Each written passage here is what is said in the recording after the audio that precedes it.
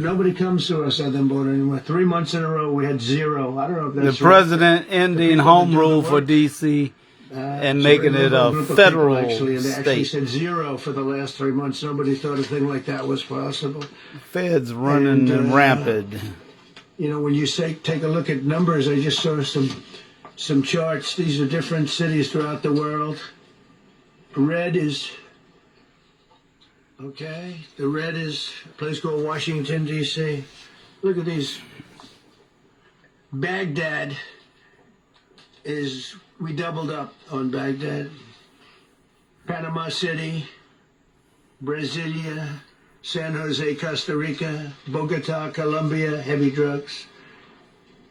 Mexico City, I mentioned, Lima, Peru, all double and triple what they are. So do you want to live in places like that? I don't think so. I don't think so. And I think the people in this room, if you wrote correctly, you'd see, look at the kind of numbers we have. Trump federalizes D.C. police 41 force. per 100,000. Number one that we can find anywhere in the world. Other cities are pretty bad, but they're not as bad as that. Who wants to be pulled over by the FBI for speeding or a tail light out of the world. or an excuse driving while black? Offenders and crimes against persons, as they say. It's getting worse. Not getting better, it's getting worse. And we had a recent indication. There was a story about a man who was just left. He quit because he was asked to do phony numbers on crime. And we're going to look into that. I think Pam is going to be looking into that. But he was asked by the city, I guess, that we don't want to show the real numbers. Let me do numbers so it looks like it's going down. Not going down. And under Biden, it was a disaster. And nobody did anything about it. We're going to do things about it like you wouldn't believe. This is live. Every American has a constitutional right to be able to access and petition their government in safety, and countless federal officials and employees likewise have the right to carry out their jobs in peace without being shot. As you know, I lost a very good person a while ago, was shot waiting for his wife. He was in the car. They robbed his car. They shot him. They killed him like it was nothing to it. She was walking to the car. It's a horror show. This issue directly impacts the functioning of the federal government and is a threat to America, really. It's a threat to our country. We have other cities also that are bad, very bad. You look at Chicago, how bad it is. You look at Los Angeles, how bad it is. We have other cities that are very bad. New York has a problem. And then you have, of course, Baltimore and Oakland. We don't even mention that anymore. They're so far gone. We're not going to let it happen. We're not going to lose our cities over this. And this will go further. We're starting very strongly with D.C., and we're going to clean it up real quick, very quickly, as they say. Days ago, a former member of the DOJ staff was savagely beaten by a band of roving thugs after defending a young woman from an attempted carjacking.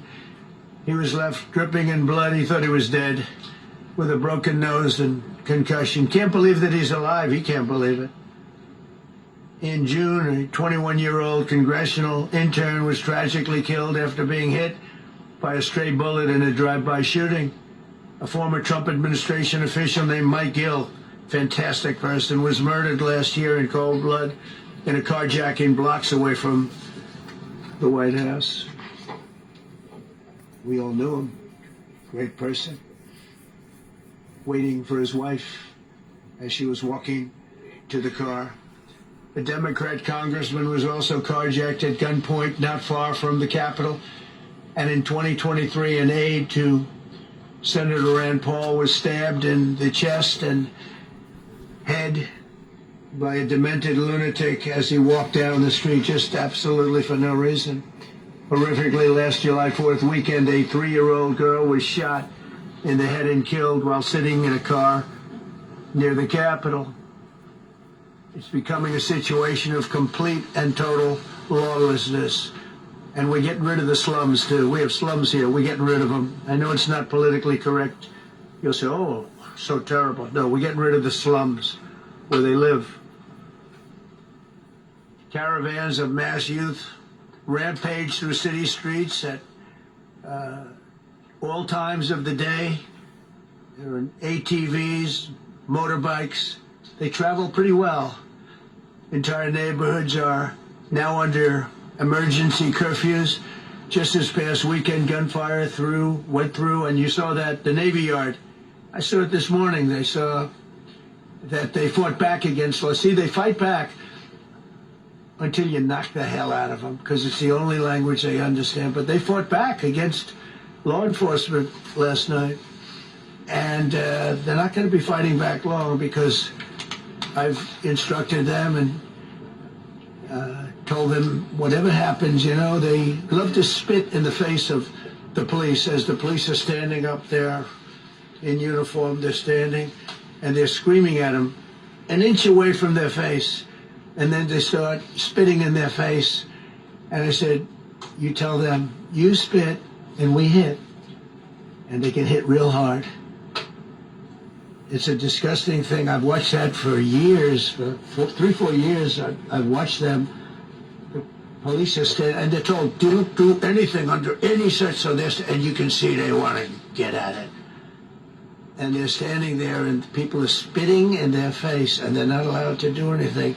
But now they are allowed to do whatever the hell they want. This dire public safety crisis stems directly from the abject failures of the city's local leadership. The radical left city council adopted no cash bail. By the way, every place in the country where you have no cash bail is a disaster. That's what started the problem in New York, and they don't change it. They don't want to change it. That's what started it in Chicago. I mean, bad politicians started it, bad leadership started it, but that was the one thing that's central, no cash bail. Somebody murders somebody and they're out on no cash bail before the day is out. Now, we're going to end that in Chicago. We're going to change the statute. I spoke with Pam and Todd and everybody. We're going to change the statute, and I'm going to have to get the Republicans to vote, because the Democrats are weak on crime. Totally weak on crime. They don't know why. They want to stop because they get mugged too. But we're going to change no cash bail. We're going to change the statute and get rid of some of the other things. And we'll count on the Republicans in Congress and Senate to vote. We have the majority, so we'll vote. We don't have a big majority, but we've gotten everything, including the great, big, beautiful bill. Got that done, and that's one of the greatest things that's ever happened to people in this country. They're starting to figure it out, how good it is. Biggest tax cut in history. So many things. But we'll be able to get that done. So, Todd, if you and Pam can draw up things working with the people, I'll get it passed. We'll get it passed with the Republicans. Probably won't get, think of this, probably won't get one Democrat vote, because they have no idea what they're doing. That's why they want men playing in women's sports. That's why they want transgender for everybody transgender. And they just got walloped in an election, in a landslide, and they haven't changed one thing. I saw the other day the certain gentleman who was a very well-known politician, Democrat, was fighting like hell that men should be allowed to play in women's sport. They just don't get it. They said it's an 80-20 issue, and I think it's a 97-3 issue. And I don't know who the three are. I've never heard anybody nobody's ever come up to me, sir, you have to let men play in women's sports. You have to do it, sir. Nobody's ever approached me. I don't know where this issue even comes from. Never seen anything like it. But they turned our nation's capital into a sanctuary jurisdiction. That's the other thing. We have to get rid of sanctuary cities as quickly as possible. We're going to do it, too. We have to. Because it's sanctuary for criminals. Releasing illegal alien gang members onto the streets in 2022, nearly 70% of criminals arrested in Washington went unprosecuted. That's not going to happen with the group we have standing aside and standing behind me. And at the Metropolitan Police Department, it's now reached a small number relatively compared to what it was, but it's thousands of people. You know, we have thousands of police. I was told today, sir, they want more police. I heard a number, 3,500 police. That's a lot of police. 3,500. I thought they were going to say, we only have 30 policemen or women. He said, we have 3,500. We need more. You don't need more. That's so many. I never heard. That's like an army. How could you need more than 3,000? It just happened 2 minutes ago. Sir, they've requested more police. Oh, what do they have? About 3,500. I said, 3,500? This is not a big area. It's ridiculous. What you need is rules and regulations, and you need the right people to implement them. And we have the right people here, that I can tell you. Look at the border. Biden said there's nothing you can do. Kamala was the border czar. She never called one of the Border Patrol agents who are great. ICE is great. Never spoke to anybody. Never went there. But she was the border czar. And everybody said it was impossible to fix. I fixed it in 3 months. No, really. I fixed it the first week, but really fixed it over the last couple of months. And I mean, literally to a point where, as I said, 0 illegals entering our country in the last 90 days. Pretty amazing. It's time for dramatic action. We're going to do the same thing over here. It's going to be a very safe city very soon. We're not looking to take years, because a lot of people die in years. And we've got incredible people in this country, except we have to allow them to do their job. And that we will deliver like nobody's ever delivered before. I actually think it's easy. You know, if you're competent, it's easy. If you're incompetent, it's impossible. But I'm very competent. Last week, my administration surged 500 federal agents into the district, including from the FBI, ATF, DEA, Park Police, the U.S. Marshal Service, the Secret Service, and the Department of Homeland Security. You know, a lot of nations, they don't have anything like that. They got some police, and they're rough police. They don't have DEA, ATF, FBI, Park Police, the U.S. Marshal Service, Secret Service, Department of Homeland Security. They got some police, but they're rough police, and they do their job. They don't have crime. We're not going to have crime either. They made dozens of arrests, and that's what starts to happen. Again, cashless bail. Watch what we do with that. Today, we're formally declaring a public safety emergency. This is an emergency. This is a tragic emergency. And it's embarrassing for me to be up here. You know, I'm going to see Putin. I'm going to Russia on Friday. I don't like being up here talking about how unsafe and how dirty and disgusting this once beautiful capital was, with graffiti all over the walls. It's another part of it, by the way, because we're talking about safety, but we're also talking about beautification. We have the most beautiful, potentially, capital in the world. We always had. But people come from Iowa, they come from Indiana, they come and then they get mugged. Not going to happen. Keep coming, because by the time you get your trip set, it's going to be safe again, and it's going to be clean very quickly. We're going to replace the medians that are falling down all over the roads. We're going to replace the potholes. We're going to put a nice new coat of asphalt over the top. No, we don't have to rip the road out and spend 7 years building a new road because they cut everything. Because some designer said, well, we need 1/4 inch more turn for safety reasons. No, we're going to do it right. We're going to get it done quickly. So today we're declaring public safety emergency in the District of Columbia. And Attorney General Pam Bondi, who's fantastic, is taking command of the Metropolitan Police Department as of this moment. And I'll be making the appropriate notifications to Congress and to the mayor, our new DEA administrator, who's one of the top in the country. He better be Terry. If you're not, I'm going to get rid of you so fast. Terry Cole. Terry, thanks. Very good. Just got him. Most highly recommended person. And you'll be designated as the interim federal commissioner of the Metropolitan Police Department. Okay? And you run them tough. They're good. You have a lot of good people. You have people that shouldn't be there. You also have people that shouldn't be there. They got in there because of woke. But you have a lot of great police. And those people are the ones that want to help you. This city will no longer be a sanctuary for illegal alien criminals. We will have full, seamless, integrated cooperation at all levels of law enforcement. and we'll deploy officers across the district with an overwhelming presence. You'll have more police, and you'll be so happy because you'll be safe. When you walk down the street, you're going to see police, or you're going to see FBI agents. We're going to have a lot of agents on the streets. You're going to have a lot of essentially military, and we will bring in the military if it's needed, by the way. We're going to have National Guard. But Pete Hegseth will tell you about it. We will bring in the military if needed. People say, oh, that's so terrible. He's going to bring in, it's been used many times over the years. I don't think we'll need it. I think we've got so many great people, including the people that are in the police department with proper leadership. They'll immediately begin massive enforcement operations targeting known gangs, drug dealers, and criminal networks to get them the hell off the street, maybe get them out of the country, because a lot of them came into our country illegally. They shouldn't have been allowed in. They come from Venezuela. They come from all over the world. We're going to get them the hell out. They won't be here long. But some of these people, a lot of them, are homegrown criminals. And these are bad people. These are rough people.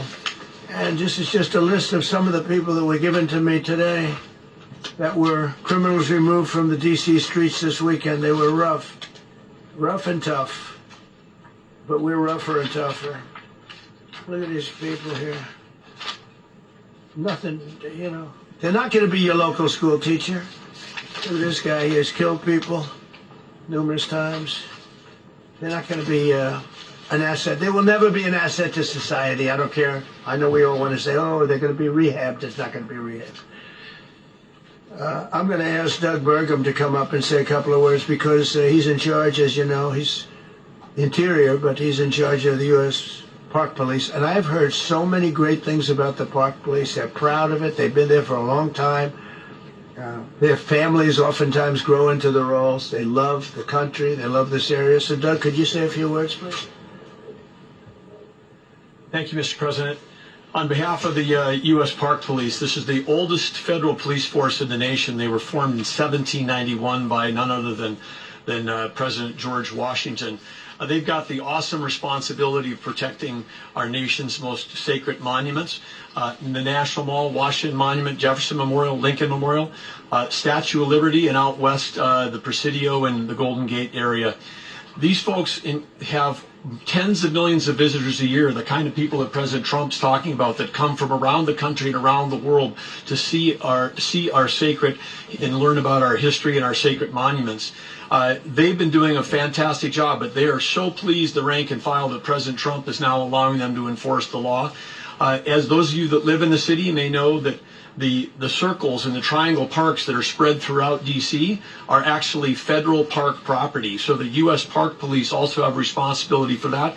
These became littered with homeless camps under the Biden administration. All of you saw that. Since President Trump's executive order on March 27th, making D.C. safe and beautiful again, the U.S. Park Police have removed over 70 homeless camps. And President Trump also talked about beautification. They're stopping and enforcing the laws against graffiti on our monuments. They've removed over 80 specific attacks against our history with graffiti on our monuments. So they continue to do a great job, whether it's in their vehicles, on foot, or on the mounted police that you see around the National Mall. And President Trump, they thank you. The rank and file is so happy to be enforcing the law again. Thank you for your leadership. And they're excited about the announcement you're making today. Thank you. Very good. Great job you do. Thank you very much. Pete, could you say something about the military, if you would? Well, Mr. President, it's an honor to be here. And at your direction this morning, we've mobilized the D.C. National Guard. It'll be operationalized by the Secretary of the Army, Dan Driscoll, through the D.C. Guard. You will see them flowing into the streets of Washington in the coming week. At your direction as well, sir, there are other units we are prepared to bring in. Other National Guard units, other specialized units. They will be strong, they will be tough, and they will stand with their law enforcement partners. This is nothing new for DOD. As the President noted, at the border, we've got 10,000 troops down there who've been operating in defense cooperation areas, defense zones, where there's zero illegal crossings because of troops on strikers scanning the border. We've been protecting other people's borders for 20 years. It's about time we protect our own. And we're working with ICE and CBP. In Los Angeles, we did the same thing.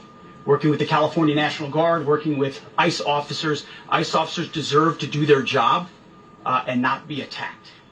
We will work alongside all DC police and federal law enforcement to ensure this city is safe, this city is beautiful, and as I always say about President Trump to the troops, he has their back. And my message to the National Guard and federal law enforcement in Washington is, we have your back as well. Be tough, be strong, we're right behind you. Thank you, Mr. President. I'm going to ask Pam, because she's now, as you heard me say, she's really in charge of a lot of what we're talking about. She's done an incredible job. People are going to start to see the fruits of her labor. And Pam, maybe you could say a few words about what we're talking about here. Sure, President. Let me be crystal clear. Crime in D.C. is ending and ending today.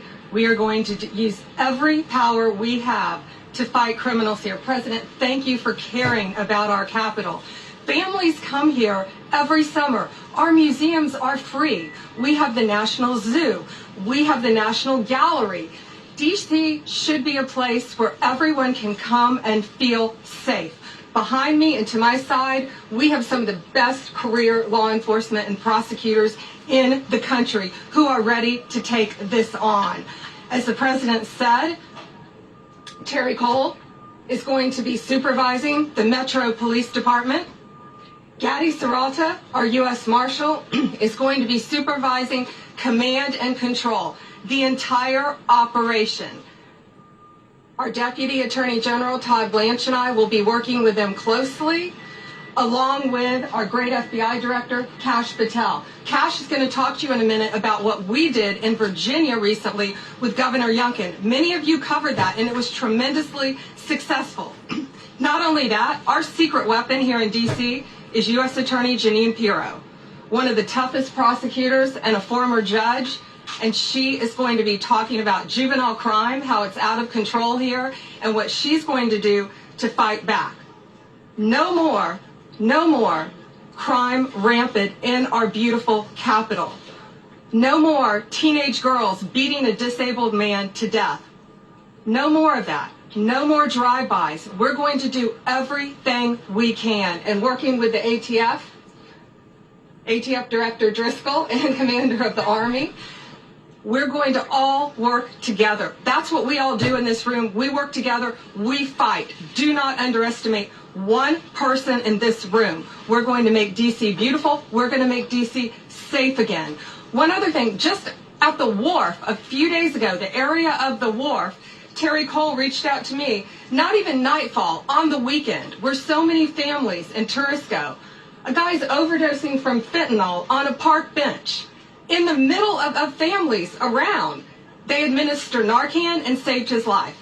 No more of that. The President of the United States is going to clean up D.C., and we're going to be there to help him, and we're going to be successful. Thank you. Thank you. Cash, talk about Northern Virginia. Northern Virginia, we had a big success. Thank you, Mr. President. Thank you, Attorney General Bondi, for your leadership, Deputy Attorney General, and the rest of our interagency partners. Mr. President, the following is what happens when you let good cops be cops, and I just want to highlight that before I get into Northern Virginia.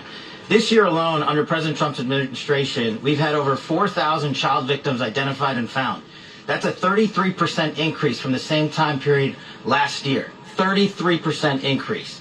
We've had a seizure of 1,500 kilograms of fentanyl up to this date.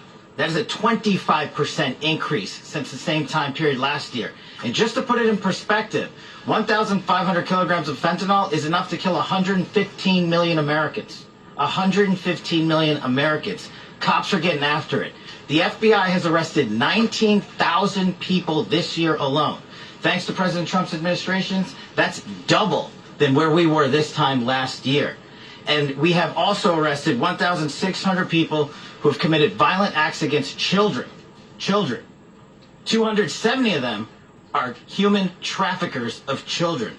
Mr. President, this is what happens when you have great leadership at the Attorney General with Pam Bondi. Your administration's priority of protecting the homeland and protecting American citizens and protecting our children, and the murder rates are plummeting. We are now able to report that the murder rate is on track to be the lowest in U.S. history, in modern recorded U.S. history, thanks to this team behind me and President Trump's priorities. And how do we do it? And what are we going to bring to D.C.? What we did in Northern Virginia, thanks to Terry Cole and Governor Youngkin and the team, we stood up a task force out in my Northern Virginia field office, and we said, let's let good cops be cops, let's get them the intelligence and what they need, and let's get the red tape out of their way, and let's get DOJ partnered up with us to bring great prosecutions, and that's exactly what we did. In 1 month, we arrested 545 violent felons. 545 in the state of Virginia, thanks to Governor Youngkin's partnership. And that simplicity in law enforcement is what's coming to Washington, D.C. When you let good cops be cops, when you give them the intel they need, when you work with our Homeland Security Task Force, when you work with Terry and Gaddy and I go way back to Miami, these guys are great leaders of the respective departments and law enforcement capacities. And when you have the DOJ and President Trump driving behind this mission, we are going to clean up Washington, D.C., and we're going to do it the right way, the lawful way, and we're going to make sure Washington, D.C. is safe again. Thank you, Mr. President. Thank you, Attorney General. Thank you very much. Thank you, Casey. So the process begins right now. It actually started over the weekend, and we confronted a lot of very bad people. But it's going to be something that will be pretty amazing to you as you watch it. And I think most of you say it's a beautiful thing to do it right. We're going to be removing homeless encampments from all over our parks, our beautiful, beautiful parks, which now a lot of people can't walk on. They're very dirty, got a lot of problems. But we've already started that. We're moving the encampments away, trying to take care of people. Some of those people, we don't know how they even got there. Some of those people are from different countries, different parts of the world. Nobody knows who they are. They have no idea, but they're there. Getting rid of the people from underpasses and public spaces from all over the city. There are many places that they can go, and we're going to help them as much as you can help. But they'll not be allowed to turn our capital into a wasteland for the world to see. The Metropolitan Police Department and the federal authorities will be supported in the effort, a really big effort, the 800 D.C. National Guardsmen that we'll put on, and much more if necessary, much more. You remember I said, I offered 10,000 once. Remember I said to a certain person, a person who I thought always was highly overrated, not very competent, but I said, if you need them, we'll give you 10,000 of the military or the National Guard. They turned me down. But if necessary, we're going to move service members directly to joining the Guardsmen, and that'll take place very rapidly, and that'll be done in conjunction with Pam and with Pete and everybody else. Washington, D.C. should be one of the safest, cleanest, and most beautiful cities anywhere in the world, and we're going to make it that. We're going to make it safe. We're going to make it smart. We're going to make it beautiful, so beautiful. Some of the buildings, we're going to add to it. You see what we've done at the White House. White House is a whole different building. I do that in my part-time because it's a natural instinct as a real estate person. I was very good at that, and I was very good at fixing things up. I like fixing things up. You see what's happening. The marble floors are being reinstalled, renovated, fixed. The whole place is becoming very beautiful. We're going to be adding a magnificent ballroom, most beautiful ballroom, I think, anywhere. We need it. I would have certainly loved to have had it today. I think we would have filled it up. A lot of you are standing outside, can't get in this room. I have never seen the room like this, which tells me that you want to talk about, I mean, this was a D.C. news conference. It tells me that you want to talk about crime in D.C. and beautification of D.C., but I'm going to put that's easy. And I think, frankly, fixing the crime with the pros, fixing the crime is easy, too. A person who I've known for a long time, and she's been incredible. She was a fantastic, one of the best ever district attorneys in New York. She was in Westchester, and she became a judge, very successful judge. And then she went into showbiz because she was such a good DA and such a good judge, tough judge, but fair, always fair. Nobody ever complained about that, but she was tough. And because of that and her reputation, she went into showbiz. So a lot of people don't, they think of Janine as showbiz. Actually, showbiz was not her thing. And she did great. She was on, along with a couple of other of my friends, on the #1 show. And she did great, but this is what she loves doing. This is really her baby. What she's going to do is going to be incredible. And I'd like to speak for just a few seconds on what she has in mind, what she wants to do. We're going to be appointing some judges. You know, we have some open spots, and we're going to take people because the judges are letting killers out. They just say, go, that's okay, don't worry about it. So we're putting some, Pam recommended, Todd recommended, some judges that are great. Janine recommended. Janine's given me 3 great candidates already. We have about 10 open spots, so we could probably create some more. We need them. Janine, would you say a few words, please? Thank you very much, Mr. President, and thank you, Madam Attorney General, and to all my partners here. We all want the same thing. We all want a safe city. We want a safe capital. We want to be able to bring our families here. We want to be able to come and enjoy the history that makes this place great. And unfortunately, we are not in that position right now. And Mr. President, I want to thank you for taking the step that we need right now to make criminals understand that they are not going to get away with it anymore. And I'm not going to stand here and go over and over the cases. But what I can tell you is this. I see too much violent crime being committed by young punks who think that they can get together in gangs and crews and beat the hell out of you or anyone else. They don't care where they are. They can be in DuPont Circle, but they know that we can't touch them. Why? Because the laws are weak. I can't touch you if you're 14, 15, 16, 17 years old and you have a gun. I convict someone of shooting another person with an illegal gun on a public bus in the chest, intent to kill. I convict him. And you know what the judge gives him? Probation. Says you should go to college. We need to go after the D.C. Council and their absurd laws. We need to get rid of this concept of, no cash bail. We need to recognize that the people who matter are the law-abiding citizens. And it starts today. But it's not going to end today. Because the president is going to do everything we need to do to make sure that these emboldened criminals understand we see you, we're watching you, and we're going to change the law to catch you. And my final note is this. These kids understand that the jurisdiction is through the State Attorney General, Brian Schwab. I did a poster of the young man from Doge who was beaten bloody with a severe concussion, a broken nose. And then I did a poster of what happens to those kids because I can't arrest them. I can't prosecute them. They go to family court and they get to do yoga and arts and crafts. Enough. It changes today. Thank you, Mr. President. Thank you, Jim. You're welcome. Great job. Thank you. If I could, I just signed some executive orders. I'd like to have Will please come up and we'll let the people know what we signed. You want to put them down? Yes, sir. Go ahead. A short while ago in the Oval Office, President Trump signed 2 crucial executive actions to deal with the emergency crime conditions we currently face in the District of Columbia. The first of these was an executive order, as President Trump said before, invoking his powers under Section 40 of the Home Rule Act to take federal control of the D.C. Metropolitan Police Department. Along with that executive order, President Trump signed the statutorily required notification letters to Mayor Bowser and to the relevant House and Senate committee leaders. The second major executive action that President Trump signed was a presidential memorandum directing the Secretary of Defense to utilize the National Guard to address the conditions we see on our streets here in D.C.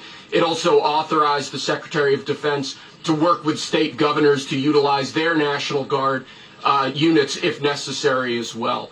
These are bold, decisive steps intended to combat the out-of-control crime conditions we've seen on D.C.'s streets for far too long, and I, for one, am deeply proud to be part of an administration that's finally coming to terms with these issues, sir. Thank you very much. Sir. Thank you.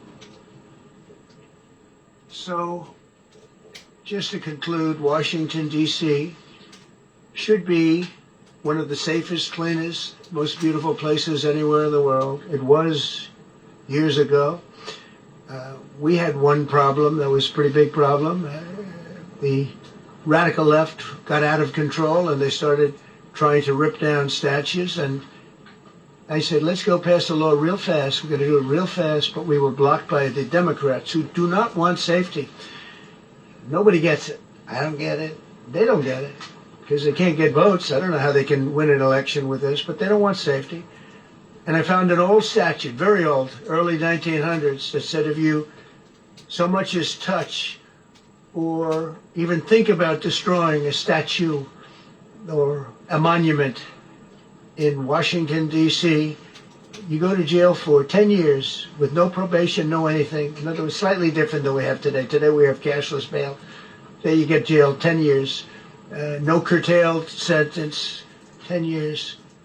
And we took it out. Nobody used it. It was never used because, it was harsh. And you remember they started to rip down the statue of Abraham Lincoln. I said, that's a tough one to rip down. He was pretty good, Pam. I think he was pretty good. When the ropes started going around Abraham Lincoln to pull him down, Andrew Jackson, others, and they were heading to the Jefferson Memorial, Thomas Jefferson. They're going to do a big number there. I said, it's time. And I signed that statute immediately. We had it updated. We made it use the same language, all passed by Congress. And I announced it's 10 years in jail, no probation, no anything, 10 years, no curtail sentence if you touch, so much as touch a statue in Washington, D.C. And it was an amazing sight, beautiful sight. Everybody just left. The ropes were hanging around Andrew Jackson, and there were 2 ropes around Abraham Lincoln. They left the rope, but everybody just left, and that was the last problem we ever had. That was the last problem that we ever had with the statues. They were going wild, and somebody came to me and said, 1910, I don't want to give you the exact position. Donald Trump, he was wrong. That's around like, if I'm slightly off, I make it sound a little bad, so I won't.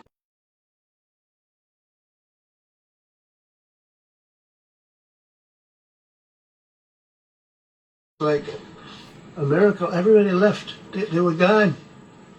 They were starting to march down. They started the march toward Thomas Jefferson, and I figured he was always going to be safe. But they found something with him, and they found something with Abraham Lincoln, and even in the name George Washington in California, numerous places changed the name of George Washington High School and various other places. They took George Washington's name. This was a sick, woke culture that I think we've largely ended. And a lot of those people that were woke are now turning out to be the opposite. I won't go so far as to say MAGA. It's a very special category. But they've gotten out of that. But we have people that love this country, and they love this really beautiful capital. It is. I flew over it the other day, and I said, what a beautiful place. But if there's crime all over the streets, when you get there, it doesn't look so beautiful. But we're going to make it beautiful again. We're going to fix it with crime, and we're going to also, as we're doing that, we're going to start doing things that we know how to do, that I know how to do better than anybody, I guess, because of my experience from previous life. But not only are we stopping the crime, we're going to clean up the trash and the graffiti and the grime and the dirt and the broken marble panels and all of the things they've done to hurt this city. And we're going to restore the city back to the gleaming capital that everybody wants it to be. It's going to be something very special. All of these people are really tough. Could I shake your hand, Gaddy, please? You're going to be so important here. You're going to be that guy. I hope I don't have to fire him in 2 weeks because he's too soft. I don't think he's too soft. If I do, I will, though. Is it okay? If you're soft, weak, and pathetic, like so many people, I will fire you so fast. You're not going to have to worry about that. No, I think you're going to do a fantastic job. And everybody in this room, they may not express it, but they all want that to happen. They want to be safe, and they have families too. So it's an honor to have such a large group. I've done this for years now, hard to believe. I've never seen this room so packed. In fact, I'm sure it's a violation of every fire code. But we'll let you stay anyway. You're taking a chance. And with that, we'll say maybe if you could. Oh, wow. We could be here all day long. If we could keep the first questions perhaps to this subject, and then we'll go on to a few others. Please. Mr. President, thank you so much. Can you talk about how personal of an issue this is? You talked about flying over the Washington Monument and seeing the pride of what D.C. is. And do you believe that the status of the city, the cleanliness, the way that crime is low, is a direct reflection on how the country is run? Yeah, I do. I think the Capitol, look, everyone comes here. They're all coming. All the leaders, they're all wanting to come. And I say it, I've said it again, but I'm really just quoting other leaders from NATO, from the Middle East, King of Saudi Arabia, Qatar, UAE. I was over there. We brought back $5.1 trillion of investment into our country. But I was, a month and a half ago, I was at NATO. We had a great thing. They agreed to put up 5% instead of 2%. 2% they didn't pay, 5% is already paid. We had a great meeting, and they all said the same thing. They said our country was dead. They thought our country was gone. 1 year ago, they said your country was dead. And now you have the hottest country anywhere in the world. We do. We're the hottest country in the world right now. The tariffs have helped. It's given us not only the money, it's billions, trillions of dollars of money, but it gives us great power over enemies. We solved 5 wars with Pakistan and India. We just solved one. Azerbaijan and, as you know, and Armenia. War was raging for 37 years. And the 2 leaders got up and they said, we never thought this would be solved. Russia tried to solve it. They all tried to solve it. It was a very tough situation, but we got it done and got it done. And I said to the 2 men, I said, are you guys friends? And they had a hard time. You know, they've been killing each other for 37 years, right? One was there 5 years, one was there for 22 years. He said, my whole life I've been fighting this war. And you got it solved. But we did many of those. We did in the Congo and Rwanda. That's been going on for 30 years. 8 to 9 million people killed that they know of, but it was raging, and we got that solved. We got a lot of them. It's a great honor. But you want to have, when they come, the leaders come to our country to sign documents that the war is over or whatever, or for other reasons. They come for trade. And you want them to come through so beautifully. You ride down those roads, everything should be perfect. You shouldn't have medians falling down into the roadway. Median, you know, the metal things that are always, somebody had a great lobbyist, because I've never seen them look good. I've been looking at those things with the little, right? They're always broken, bad, but here they're really bad. And we're going to either put new or fix it. And it's not expensive. It's not really expensive. And we're going to fix our roads a little bit. We're going to clean up our sidewalks. You have countries where every Saturday the people go out and they wash their sidewalks in front of their stores or their houses. They scrub their sidewalks. So we aren't quite at that level yet, I don't think. Gaddy, we're not quite there yet, but maybe we will. They go out and they scrub. I think it's so beautiful to hear that and to see those stories. But we're going to make it clean. But just to finish with your question, it's a very, very strong reflection of our country. And when they see a bad city, you know, my father always used to tell me, I had a wonderful father, very smart, and he used to say, son, when you walk into a restaurant and you see a dirty front door, don't go in. Because if the front door is dirty, the kitchen's dirty also. Same thing with the Capitol. If our Capitol's dirty, our whole country is dirty, and they don't respect us. So it's a very good question. Mr. President, sorry. Question for you on the specific issue. Do you expect more cities to follow DC's path if this goes through? So the idea is that Chicago, LA, San Francisco, would they expect similar action what we've seen in DC? And the other question, sir, there's reporting that the administration is going to reclassify marijuana. Would that send mixed messages that if marijuana is okay, some drugs are okay, but we're trying to clean up crime? How do they go hand in hand? We're only looking at that. That's early, but you know, somebody reported it, which is fine. We're looking at it. Some people like it, some people hate it. Some people hate the whole concept of marijuana because if it does bad for the children, it does bad for people that are older than children. But we're looking at reclassification, and we'll make a determination over the next few weeks. And that determination hopefully will be the right one. It's a very complicated subject, the subject of marijuana. I've heard great things having to do with medical, and I've had bad things having to do with just about everything else. But medical and, for pain and various things, I've heard some pretty good things. But for other things, I've heard some pretty bad things. The other part of your question, I mean, we're just going to see what happens with it all. We're going to have a tremendous success in what we're doing. Other cities are hopefully watching this. They're all watching, just like everyone's watching here. They're all watching, and maybe they'll clean up, and maybe they'll do this and get rid of the cashless bail thing and all of the things that caused the problem. I mean, if you go back, this whole thing with cashless bail is a disaster. So many problems came that we never had before. So they're watching us today, and if they don't learn their lesson, if they haven't studied us properly, because we're going to be very successful. I have zero doubt about that. It's going to be.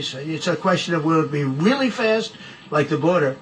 And everyone said, they used to say, Biden used to say, I need legislation. I didn't get any legislation. I called up our people, and we did a great job. Tom Homan was great. As you know, our secretary did a great job. They did a great job. There's no games. They didn't play games. And we're going to have the same thing here. But then I'm going to look at New York in a little while. Let's do this. Let's do this together. Let's see. It's going to go pretty quickly. And if we need to, we're going to do the same thing in Chicago, which is a disaster. We have a mayor there who's totally incompetent. He's an incompetent man. And we have an incompetent governor there. Pritzker's an incompetent. His family threw him out of the business, and he ran for governor. And now I understand he wants to be president. But I noticed he lost a little weight, so maybe he has a chance. You never know what happens. But Pritzker's a gross incompetent guy, thrown out of the family business. But when I look at Chicago and I look at L.A., if we didn't go to L.A. 3 months ago, L.A. would be burning like the part that didn't burn. If he would have allowed the water to come down, which I told him about in my first term, I said, you're going to have problems, let it come down. We actually sent in our military to have the water come down into L.A. They still didn't want it to come down after the fires. But that was it, we have it coming down. And hopefully L.A. is watching. That mayor also. Yeah, we all watching. They lost like 25,000. See what he homes. doing, I y'all. went there the day Martial law. You were there. And y'all heard it I saw here people standing in front of a burned down home. It on was, the Black their homes Ocean were Lion incinerated. They weren't like- TV.